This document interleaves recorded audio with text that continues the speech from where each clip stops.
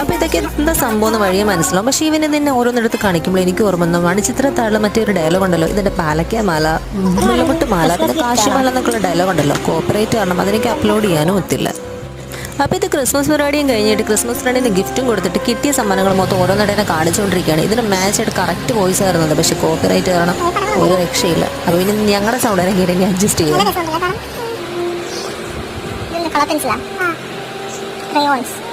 ഇതെല്ലാം പൊട്ടിച്ചിട്ടിരിക്കുന്നേ, എന്തിനാ ഇതെല്ലാം പൊട്ടിച്ച് വെയിലിട്ടെ? ഇതെല്ലാം ക്രിസ്മസ് ഗിഫ്റ്റാണോ?